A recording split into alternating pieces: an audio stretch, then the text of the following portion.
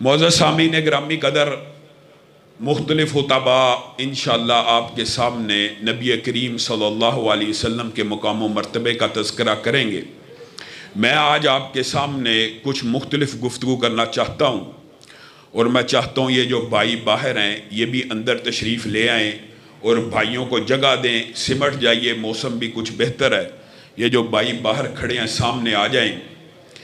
نبی کریم صلی اللہ علیہ وسلم سے محبت اگر اپنے ماں باپ، اپنی آل اولاد، اپنی جان سے بڑھ کے نہ ہو، بندہ مومن نہیں ہوتا، یہ بات آپ کو پتہ ہے۔ اور نبی کریم کا مقام و مرتبہ کتنا ہے، بعدد خدا بزرگ، توئی قصہ مختصر، نبی کی ظاہری صورت، سیرت، یہ سب تذکرے آپ سنتے آئے ہیں۔ لیکن آج آپ نے یہ بات سمجھنی ہے کہ جس نبی کا مقام عرب عرب انسانوں سے زیادہ ہو، جس نبی کا مقام انبیاء ساروں سے افضل ہو، جو نبی سارے انبیاء کا امام ہو، عقیدہ ہے کہ نہیں؟ مسجد اقصی میں امامت کروائی کہ نہیں؟ جس کی ذات اتنی اعلیٰ ہے، کیا اس کی بات اعلیٰ نہیں ہے؟ جس کی ذات اعلیٰ، بات محلے کے مولوی کی اعلیٰ، ذات نبی کی اعلیٰ، بات امام کی اعلیٰ، ذات نبی کی اعلیٰ، بات پیر فقیر فقیہ کی اعلیٰ، یہ فلسفہ کہاں سے آیا؟ یہ مغالطہ، یہ فتنہ انسان کے دماغ میں کیسے آیا؟ میرے بھائیوں، ابھی میرے بھائی نے ایک بات کی ہے، کیا کہا کہ نبی کریم صلی اللہ علیہ وسلم کی پیدائش کے حوالے سے ایک ساتھی کی تحقیق ہے۔ میں ان کے گوش گزار یہ بات کہنا چاہتا ہوں کہ راجح اور جمہور علماء کے نزدیک بھی نبی کریم صلی اللہ علیہ وسلم کا یوم پیدائش 9 ربیع الاول ہے، اور نبی کریم صلی اللہ علیہ وسلم کے یوم پیدائش کے اوپر بتائیے احمد رضا ہاں بریلوی صاحب، جو بریلویوں کے سب سے بڑے امام ہیں، آپ کو پتہ ان کے نزدیک نبی کریم صلی اللہ علیہ وسلم کا یوم پیدائش کیا ہے؟ 8 ربیع الاول۔ پیر عبد القادر جیلانی کے مطابق 2 روایات ملتی ہیں، وہ 10 محرم کے قائل ہیں، بعد نے کہا نہیں 10 ربیع الاول کے قائل ہیں، کاتب نے غلطی کی۔ آگے آئیے، یہاں پہ کچھ بزرگ لوگ بیٹھے ہیں، ایمانداری سے بتلائیے آج سے 30 اور 40 سال قبل یہ جو 12 میلاد آج منایا جا رہا ہے، اس کا نام کیا تھا؟ میں کسی بریلوی بھائی کو طنز تان تشنیع کا قائل نہیں ہوں، محبت سے چاہتا ہوں آج ہماری گفتگو سنیں، اگر ہمارے دلائل آپ کو اچھے لگیں قبول کر لیں، نہیں تو اس کے بدلے میں اپنے دلائل دیں، ہمیں سمجھ آئے گی، ہم بھی قبول کر لیں گے۔ 12 ربیع الاول آج سے 30-40 سال قبل کیا تھا؟ 12 وفات، سب کو پتہ ہے۔ یہ 12 میلاد میں کیسے منتقل ہوا؟ بالفرض ہو بھی گیا تو یہاں پہ ایک نکتہ ہے، نبی کریم صلی اللہ علیہ وسلم کی پیدائش کے اوپر تاریخ کا اختلاف ہونا، یہ بھی اللہ کی قسم اللہ کی طرف سے ہے۔ بتائیے نکتہ کیا ہے؟ یہاں پہ ابھی کوئی قاری امامت کروائے، قرآن کے اندر ایک زیر یا زبر کی غلطی کرے، پیچھے کسی بھی مسجد میں کھڑا ہو، چاہے دیوبند کی ہو، بریلی کی ہو، اہل حدیث کی ہو، قاری قرآن پڑھے، صرف زیر اور زبر کی غلطی کرے، پیچھے سے ٹوکنے والے کتنے حافظ ہوتے ہیں؟ زیر زبر کی غلطی نہیں کر سکتا۔ جو رب قرآن کی ایسی حفاظت کرنے والا ہو کہ قرآن کے اندر کوئی زیر اور زبر کی غلطی نہیں کر سکتا، اگر دین اور شریعت میں مطلوب و مقصود ہوتا، وہ اپنے نبی کی تاریخ پیدائش کی حفاظت نہ کرتا۔ اگر تاریخ کی پیدائش کی حفاظت کس نے کرنی تھی؟ اللہ رب العزت نے، مطلوب نہیں تھا۔ پتہ کیوں نہیں مطلوب؟ انبیاء کتنے ہیں؟ لاکھوں۔ صحابہ کتنے ہیں؟ لاکھوں۔ اولیاء کتنے ہیں؟ لاکھوں۔ تابعین کتنے ہیں؟ لاکھوں۔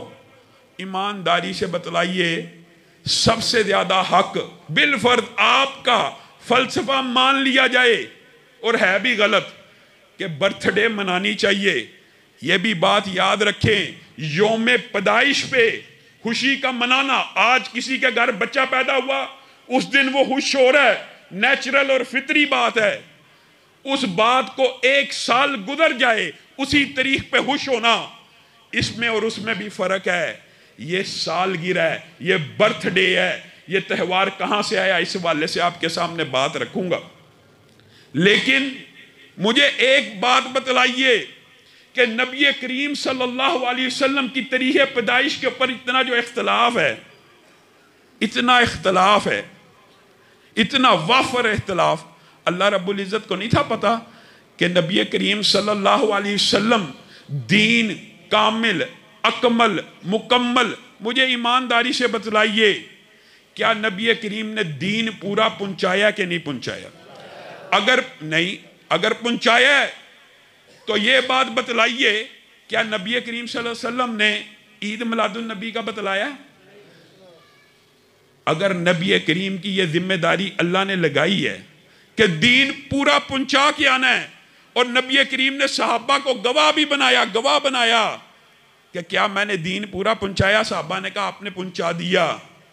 آپ ایمانداری سے بتلائیے عید میلاد النبی جو لوگ مناتے ہیں وہ اس کو نیکی سمجھ کے مناتے ہیں کہ برائی سمجھ کے مناتے ہیں؟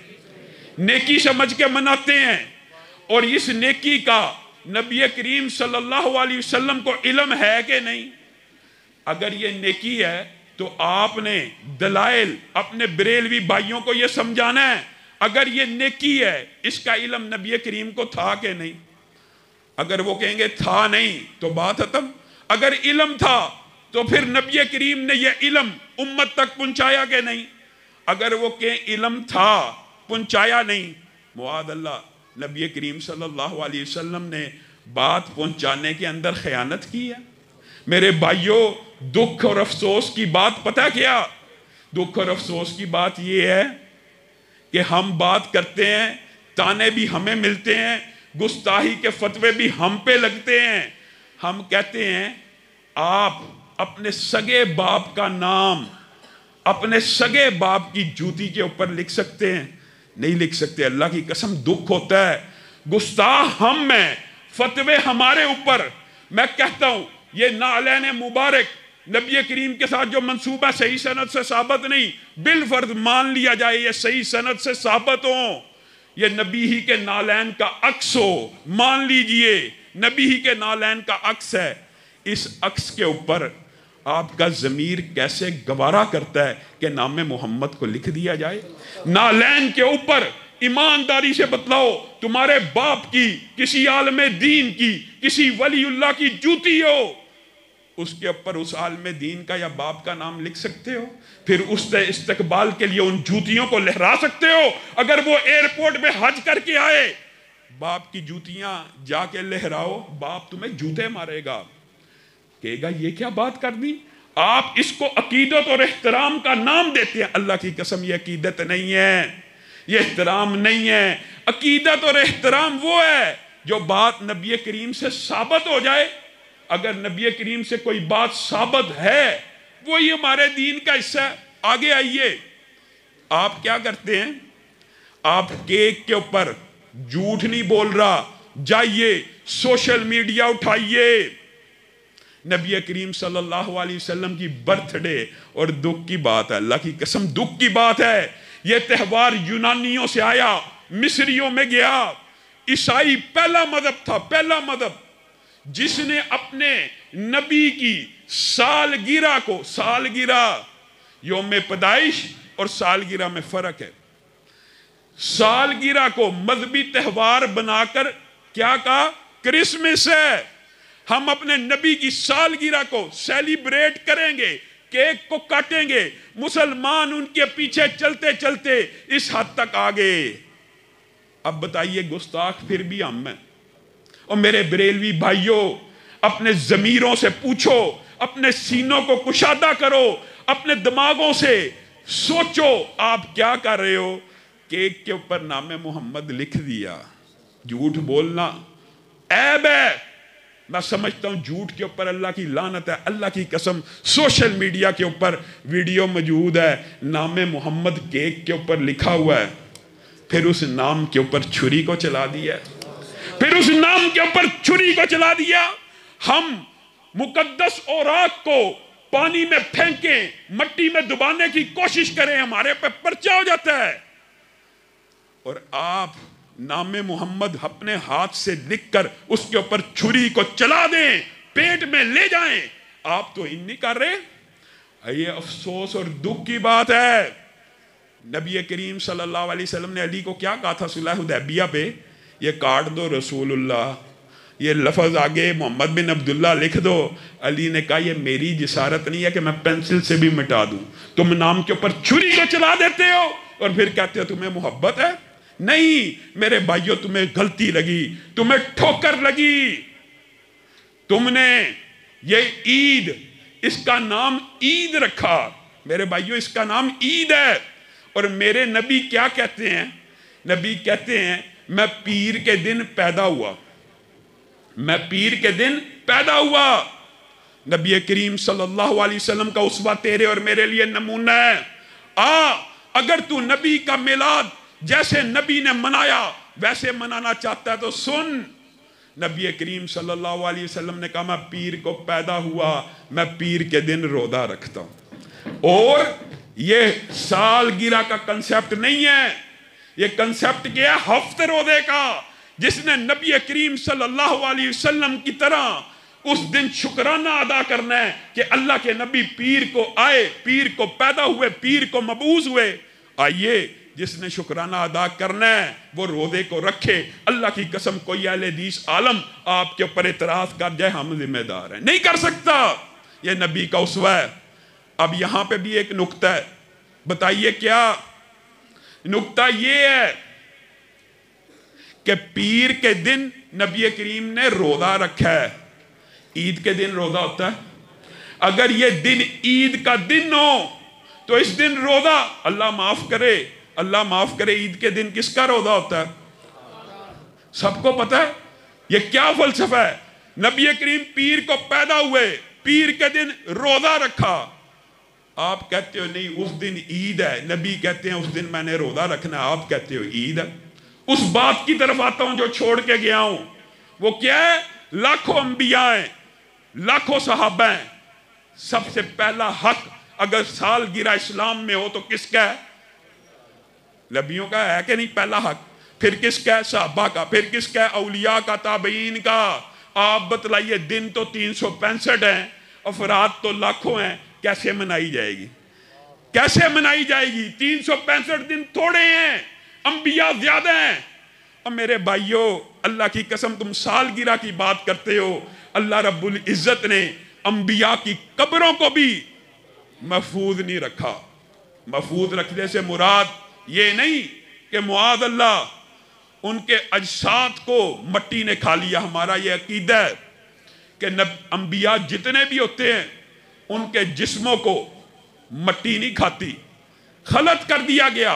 क्या मतलब? 1 लाख से जायद अंबिया हैं, 1 लाख से जायद अंबिया हैं।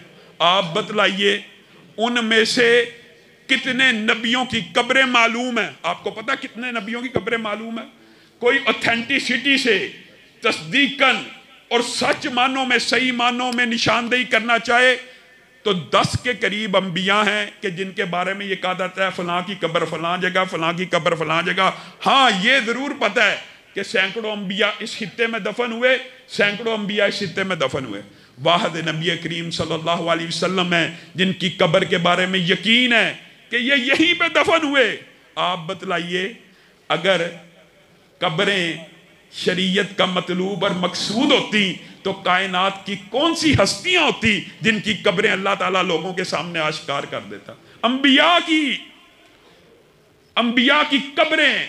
अगर वाकई मज़ार बनाना दीन और शरीयत होता तो अंबिया इस लायक थे कि उनके मज़ार बनते। उनकी कब्रें अल्लाह ने बुला दी, उनकी कब्रें अल्लाह ने खलत कर दी। लेकिन तेरा वली, उसका मज़ार बनना चाहिए, उसका मकबरा अच्छा बनना चाहिए। ये कहां से आया फलसफा? मेरे भाइयों, ईद मिलादुन नबी का ये जो सारे का सारा फलसफा है, ये बातिल है, ये गलत है।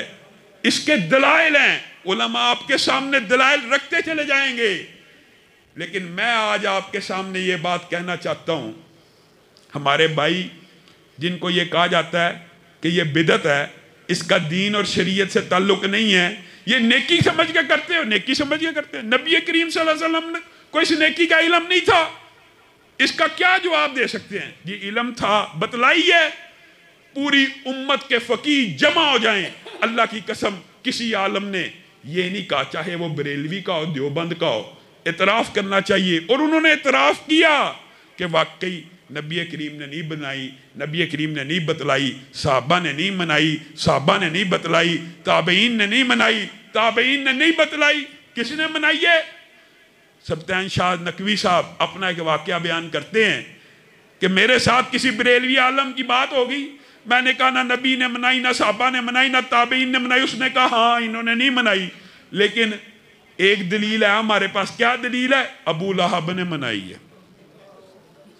پیدائش کے دن جو خوشی منائی اس کو منطبق کیا سالگرہ پہ۔ سبطین شاہ نقوی صاحب کہتے ہیں آپ کیوں نہیں مناتے؟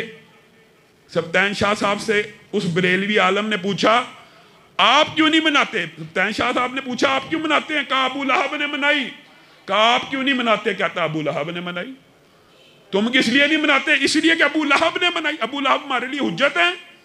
آگے آئیے، یہ جو حدیث اور روایت پیش کی جاتی ہے ابو لہب کے بارے میں کہ اس نے ایک لونڈی کو آزاد کیا، کسی شخص نے خواب دیکھا،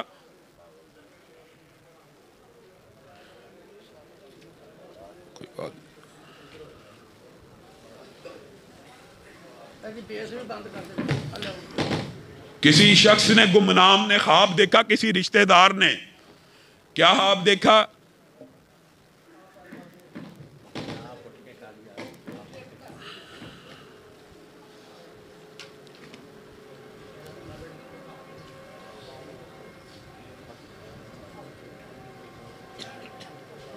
کسی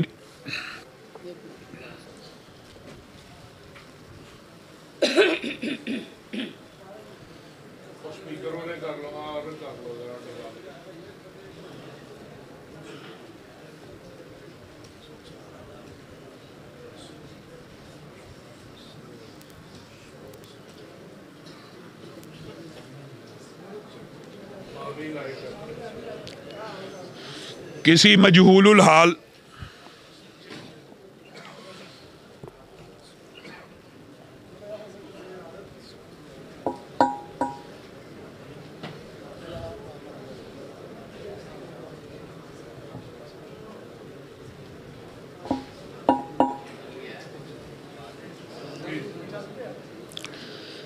کسی مجہول الحال شخص نے یہ خواب دیکھا کہ ابو لہب کو مرنے کے بعد ایک ہاتھ کے پیچھے جو جگہ ہوتی ہے اس میں پانی پلایا جاتا ہے۔ اس بندے کا نام کیا ہے؟ اٹھائیے حدیث، معلوم نہیں۔ کون ہے وہ شخص؟ معلوم نہیں۔ خواب حجت ہوتے ہیں غیر نبی کے، آپ کو پتہ ہونا چاہیے۔ کسی غیر نبی نے کوئی خواب دیکھا وہ حجت ہوتا ہے، وہ شرعی دلیل ہوتا ہے؟ نہیں۔ ویسے بھی یہ بات قرآن کے خلاف ہے۔ جس ہاتھ کے بارے میں اللہ رب العزت کیا کہتا ہے؟ تبت یدا ابی لہب و تب، ابو لہب تیرے دونوں ہاتھ ٹوٹے، تو کہتا ہے وہ ہاتھ سلامت ہے اور اس کے اندر پانی مل رہا ہے۔ اللہ کہہ رہا ہے یہ ٹوٹ چکا ہے ہاتھ، اور آپ کہتے ہو نہیں نہیں اس کا ہاتھ سلامت ہے، اس کے پیچھے پانی مل رہا ہے۔ یہ دلائل یہ کہاں سے گڑے؟ جب آپ مان گئے کہ یہ عبادت ہے، یہ دین ہے، یہ نیکی ہے، پھر اس عبادت، دین اور نیکی کا ثبوت نبی کریم سے ملنا لازم ہے۔ آگے سے کہتے ہیں منع کی دلیل ہونی چاہیے۔ یہ عام طالب علم جو ہمارا مدرسے کی پہلی کلاس میں داخل ہوتا ہے ان کا بھی ہمارا بھی یہ متفق اور اجماعی مسئلہ ہے کہ عبادت کا ثبوت ہونا چاہیے۔ کیا مطلب؟ عبادت صرف وہی قابل قبول ہے جس کے اوپر نبی کی مہر ہے۔ ہم عبادت کے بارے میں بات کرتے ہیں اور جو دنیاوی معاملات ہوتے ہیں نا وہاں پہ دلائل ہوتی ہے منع کے، دلیل ہونی چاہیے۔ پینٹ شرٹ حرام، اس کی دلیل ہونی چاہیے منع کی۔ کپڑوں کے اوپر یہ دنیاوی جتنے بھی معاملات ہیں، تجارت، اٹھنا بیٹھنا پہننا سواری، یہ دنیا کے جتنے معاملات ہیں اس کے اندر منع کی دلیل کیا ہوتی ہے یہ بھی سن لیجیے۔ ہوتی ہے اگر منع، مرد عورت کی طرح لباس نہیں پہن سکتا، مرد لباس ساتر پہنے گا، مرد میں جو لباس ہوگا وہ کفار سے مشابہت ان کے مذہب میں نہ ہو، یہ چیزیں موجود ہوتی ہیں۔ عبادت جو بھی ہوگی عام اجماع اس بارے میں کیا کہ عبادت کہ اوپر نبی کریم کی مہر ہوگی تبھی وہ عبادت ہوگی. وجہ کیا ہے؟ وجہ اس بات کی وجہ کیا ہے؟ وجہ یہ ہے کہ نبی کریم صلی اللہ علیہ وسلم فتح مکہ کے بعد عرصہ گزر گیا، دین کی تبلیغ کرتے رہے. حجۃ الوداع کا موقع آیا، نبی کریم صلی اللہ علیہ وسلم نے جب صحابہ کو گواہ بنایا، دین پورا پہنچا دیا. صحابہ نے کہا پورا پہنچا دیا. اللہ رب العزت نے کیا آیت نازل کی؟ الیوم اکملت لکم دینکم، آج کے دن تمہارا دین مکمل ہو گیا ہے. اور نبی کریم کون ہے؟ حریص علیکم بالمؤمنین رؤوف الرحیم. اس آیت کا ترجمہ کیا بنتا ہے؟ حریص ہیں کس بارے میں؟ کہ اللہ میری ساری امت جنت میں چلی جائے. وہ چاہتے ہیں میں اور آپ جنت میں چلے جائیں. وہ نبی ایسا رؤوف الرحیم ہے کہ قیامت کے دن بار بار اللہ کی بارگاہ میں سجدے میں جا رہا ہے، اللہ میری امت کو معاف کر دے. اللہ معاف کر رہا ہے. سجدہ سجدہ سجدہ. شفاعت کی حدیثیں پڑھیں حیران رہ جائیں گے. حتیٰ کہ آخری سجدے پہ پہنچیں گے اور گمان کریں گے. گمان کیا کریں گے؟ کہ شاید میری امت کا کوئی شخص اب جہنم میں نہیں ہے. تب سر اٹھائیں گے. یہ نبی جو دنیا میں بھی حریص ہے، آخرت میں بھی جہنم سے بچانا چاہتا ہے. وہ نبی نیکی کا کوئی کام بغیر بتائے چلا گیا. وہ نبی دین کا کوئی کام رہتا تھا جو تجھے تو وہی آ گئی، نبی کو نہیں پتا چلا. جی نبی کریم چپکے سے اٹھے تھے. معاذ اللہ، نبی کا یہ مقام ہوتا ہے. نبی چپکے سے اٹھے تھے. حضرت عائشہ کو بھی نہیں تھا پتا چلا. جنت البقیع میں چلے گئے، ساری رات عبادت کی. چپکے سے معاذ اللہ واپس آئے اور سو گئے. امت کو خبر نہ ہو جائے، امت اس رات عبادت نہ کر لے، امت جنت میں نہ چلی جائے. یہ مولوی نے تمہیں غلط پٹی پڑھائی ہے، یہ مولوی نے تمہیں باطل استدلال سکھایا ہے. اللہ کی قسم ہم نبی کے بارے میں یہ ایمان اور یقین رکھتے ہیں. نبی تو ایسے ایمانت دار ہیں. ایمانداری سے صرف ایک مثال دوں گا. اتنا ایمانت دار نبی کو ہی ہو سکتا ہے. احد میں زخمی ہیں، احد میں دندان شہید ہو گئے، چہرہ بھی لہو رنگ ہے، پاؤں بھی، کپڑے بھی، غم میں ہیں، غصے میں ہیں. اچانک منہ سے کیا الفاظ نکلے؟ الفاظ نکلے اللہ اس قریش قوم کو کیسے معاف کرے گا جو اپنے نبی کو زخمی کرتی ہے. 3 ساتھیوں کا نام لیا. اللہ ان تینوں کو کیسے معاف کرتا ہے؟ جو اپنے نبی کے دندان مبارک کو شہید کر دیں، جو نبی کا لہو لہان کر دیں. اللہ اس قوم کو کیسے معاف کرے گا؟ بتائیے. نبی زخمی ہیں، دل سے یہ بات نکل سکتی تھی نا. آسمان سے وحی آئی، لیس لک من الامر شیء. پیارے حبیب آپ نے جو بات کی ہے اس کے ساتھ آپ کا کیا تعلق ہے؟ نبی نے چھپا لی. نبی اسی وقت بتا رہا ہے کہ آسمان سے وحی نازل ہوگی. یہ اتنا امین نبی ہے. یہ جو میں نے پچھلی بات کی ہے اللہ نے ریجیکٹ کر دیا ہے، اور اللہ رب العزت نے فتح مکہ کے اندر سارے قریش کے اسلام کو قبول کر لیا. اللہ نے معاف بھی کر دیا. اللہ نے نبی کو کہا تجھے اس بات سے تیرا کیا تعلق؟ یہ اللہ کی مرضی ہے. نبی چھپا گئے. نبی قریش مکہ کے سامنے کھڑے ہیں، ان کو تبلیغ کر رہے ہیں. نبی نہ ام مکتوم لائن میں ہیں. آسمان سے وحی آ گئی، عبس وتولی. نبی چھپا سکتے تھے، کچھ دیر تخیر کر سکتے تھے، کچھ دیر پینڈ ہو سکتی تھی کہ یہ میرے اتنے بڑے بڑے سرداران ہیں، ان کے سامنے کہیں دل آزاری نہ ہو جائے. اللہ کی قسم نبی نے ایسا نہیں کیا. کہا عبس وتولی، آسمان سے وحی آ گئی ہے، تمہاری طرف منہ نہیں کروں گا، اس کی طرف کروں گا. یہ نبی اتنا ایمانت دار ہے. تم کہتے ہو نہیں نہیں نیکی کا کوئی کام بغیر بتائے دنیا سے چلا گیا. ایک اتنا بڑی عبادت کا فعل جو تو نے گڑ لیا. اچھا پھر جب یہ دلائل دیے جاتے ہیں نیت نیک ہونی چاہیے، نیت نیک ہونا کوئی مسئلہ نہیں. نیت کے اوپر اعمال کا دار و مدار نیتوں کے اوپر ہوتا ہے. درست بات ہے نیت، لیکن جتنی مرضی اچھی ہو اس کے اوپر بھی مہر نبوت ہوگی تو قابل قبول ہے. ابو بردہ جانتے ہیں نا، صحابی رسول ہیں.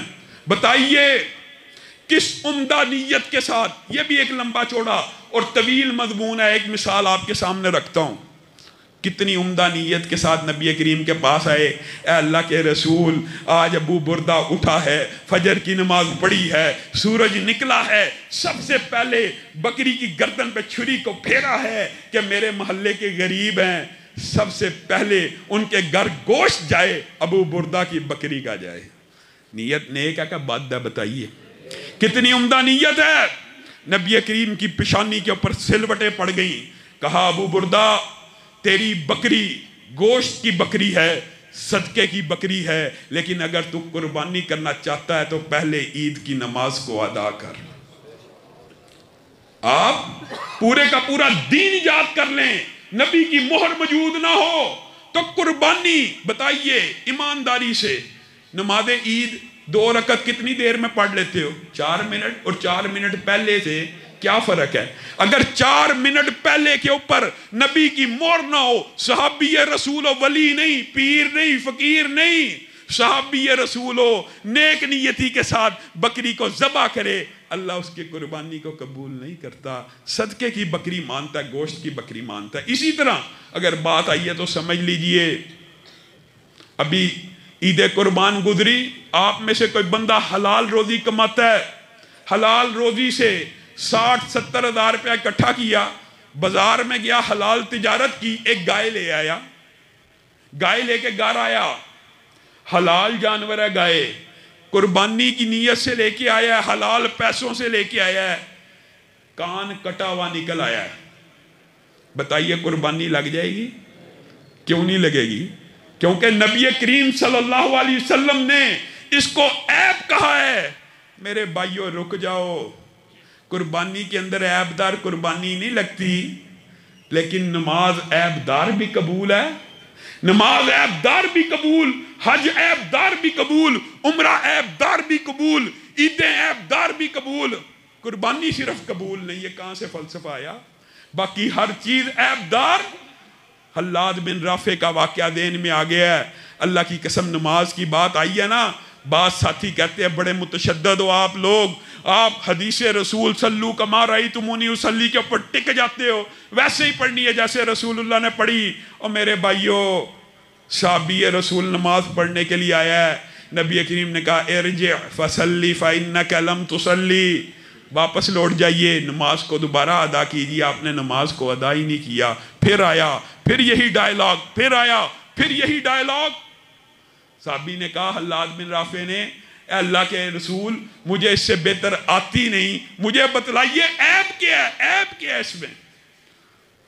تم ہم سے واجبات فرائض ان کی بات کرتے ہو, ایمانداری سے بتاؤ نبی کریم نے کیا کہا کہ جب تم رکوع کرو اعتدال سے کیا کرو, پوری کمر سیدھا کیا کرو, جب رکوع سے سر اٹھاؤ سیدھے سکون سے کھڑے ہو جایا کرو, اعتدال سے کھڑے ہو جایا کرو, سجدہ کرو اعتدال کرو. نبی کریم یہ جو اعتدال بتا رہے ہیں آپ کی فقہ میں, یہ اعتدال کیا ہے؟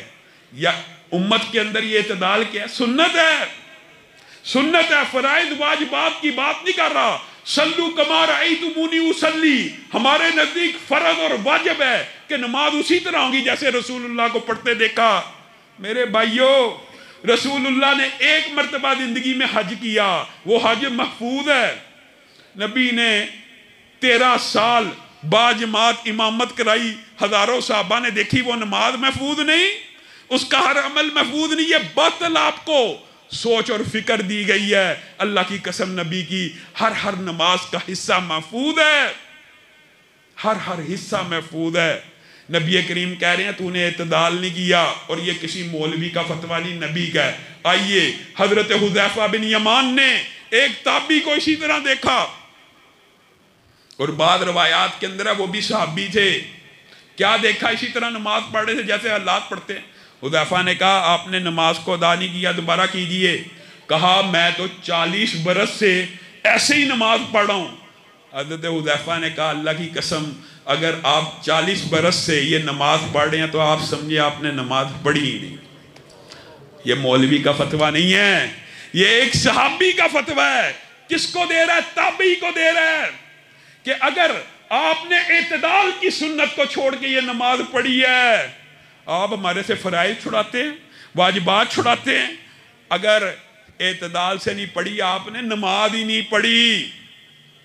اور نصیحت بھی کرتے ہیں, ان کو نصیحت بھی کرتے ہیں کہ میری آپ کو نصیحت ہے کہ آپ اپنی نماز کو درست کریں. ایسا نہ ہو کہ کل قیامت کے دن کہیں اللہ آپ کو امت محمدیہ ہی میں سے نہ اٹھا. یعنی ایسا نہ ہو جائے کہ آپ یہ عمل کرتے چلے جائیں۔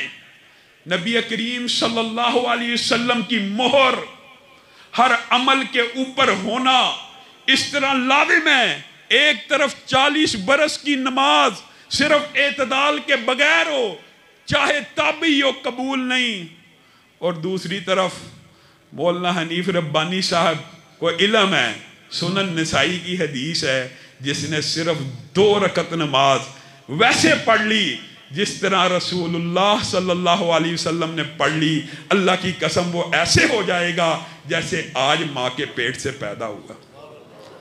آپ رسول اللہ کی حدیث کو کم تر سمجھتے ہیں؟ آپ رسول اللہ کے قول کو، ذات تو اعلیٰ پوری امت مانتی ہے، لیکن اللہ کی قسم بات اعلیٰ وہی مانتے ہیں جن کے دل میں حدیث کا احترام ہے۔ حدیث کے احترام کے اوپر ایک بات کر کے میں اپنی بات کو ختم کروں گا۔ نبی کریم صلی اللہ علیہ وسلم بیٹھے ہوئے ہیں، نام لے کے صحابہ کو کہا کل غزوہ تبوک کے اوپر روانہ ہو جانا، فلاں فلاں فلاں۔ اگلے دن جمعہ پڑھانے کے لیے مسجد میں آئے، جمعہ پڑھا رہے ہیں، سامنے دیکھا عبداللہ بیٹھے ہوئے ہیں۔ عبداللہ، آپ کو میں نے کہا تھا کہ آپ غزوہ تبوک پہ روانہ ہو جانا، آپ روانہ نہیں ہوئے۔ نیت نیک، دیکھیے عبداللہ کی نیت کیا ہے۔ عبداللہ کہتے ہیں میں نے سوچا شاید زندگی کا آخری مارکہ ہو، پتہ نہیں اللہ تعالیٰ زندگی میں پھر جمعہ ادا کرنے کی مہلت آپ کے پیچھے دیتا ہے کہ نہیں، خواہش تھی آخری زندگی کا جمعہ آپ کے پیچھے ادا کروں۔ سواری اللہ کے رسول بار کھڑی ہے، سامان تیار ہے، تیز رفتار ہے، فوری پہنچ جاؤں گا۔ خواہش یہ تھی کہ مسجد النبوی میں جمعہ ادا کروں جس میں ایک نماز 1000 کے برابر ہے۔ رسول اللہ صلی اللہ علیہ وسلم کی پیشانی پہ سلوٹ پڑ گئی، میرا اور آپ کا عقیدہ اور منہج بتا دیا۔ کہا عبداللہ تو سمجھا نہیں، اللہ کی قسم زمین بھر کے سونا لے آ، زمین بھر کے سونا لے آ، اللہ کی بارگاہ میں خلوص نیت سے خرچ کر دے تو ان کے مقام و مرتبے کو نہیں پہنچ سکتا جو میری حدیث کو سن کے روانہ ہو گئے ہیں۔ ایک حدیث کو سن کر روانہ ہونے والے کا اجر یہ صرف سننے کا ہے۔ اور میرے بھائی پڑھنے کے بعد بھی کیا کہتے ہیں، میں کسی مولوی سے جا کے تحقیق کرتا ہوں، ہاں بخاری شریف کے اوپر واقعی اعتراض نہیں، ہاں رفع دین لکھا ہوا ہے، واقعی لکھا ہوا ہے، پھر بھی میں تحقیق کروں گا۔ تحقیق کرنی چاہیے، لیکن جہاں پہ قول رسول فرمان رسول آ جائے وہاں پہ نظر جھک جانی چاہیے۔ اللہ کی قسم صحابہ نبی کے ہر عمل کو، ہر فعل کو، ہر قول کو اس طرح حجت سمجھتے تھے جیسے عمر یعلا بن امیہ طواف کر رہے ہیں خانہ کعبہ کا، فرتے جذبات میں آگے رکن یمانی کو آ سکتا ہے انسان جذبات میں، جا کے گلے کو لگا لیا، رکن یمانی کے ساتھ گلے لگ گئے۔ حضرت عمر نے درہ نکال لیا، ما تفت مع الرسول، کیا تو نے رسول کے ساتھ طواف نہیں تھا کیا تھا؟ کیا رسول اللہ صلی اللہ علیہ وسلم اس کو گلے لگایا تھا، اس کو بوسہ دیا تھا؟ اللہ کی قسم یا اللہ بعد آ جا، اگر تو نے حجر اسود کے علاوہ کسی اور رکن کو، کسی اور کونے کو چوما میں تجھے درے لگاؤں گا۔ نیت بات تھی یعلا بن امیہ کی، نیت کی بات کرتے ہوئے اندہ نیت کے ساتھ ایک تابعی حضرت ابو بکر کے سامنے کہہ رہا ہے لبیک یا ذا المعارج، لبیک یا ذا المعارج۔ ذی المعارج اللہ کی صفت ہے کہ نہیں؟ اچھی صفتوں میں سے، اعلیٰ صفتوں میں سے ہے کہ نہیں؟ بتائیے لبیک اللہم لبیک یا لبیک یا ذا المعارج میں کیا فرق ہے؟ کوئی فرق نہیں ہے، دونوں کا ترجمہ ایک ہے، ترجمہ ایک ہے۔ اے اللہ میں حاضر ہوا، اے بلندی والے رب میں حاضر ہوا، کوئی فرق نہیں۔ حضرت ابو بکر نے درہ نکال لیا، کہا تجھے رسول اللہ کی تلبین نہیں پتہ ہے رسول اللہ کیا کہتے تھے؟ کہا لبیک اللہم لبیک کہتے تھے۔ کہا اللہ کی قسم اگر تو نے لبیک اللہم لبیک کی جگہ صرف ذل معارج لگایا تو ابو بکر تجھے درے لگائے گا۔ بتائیے یہ ہمارا عقیدہ، یہ ہمارا منہج۔ آئیے کوئی عمل جس کے اوپر رسول اللہ کی مہر ہو، رسول اللہ نے زندگی میں ایک مرتبہ بھی کیا ہو، اللہ کی قسم کبھی بھی اگر ہم اس کے خلاف بات کر جائیں تو ہم ذمہ دار ہیں۔ سبحان ربک رب العزت عما یصفون وسلام علی المرسلین والحمد للہ رب العالمین۔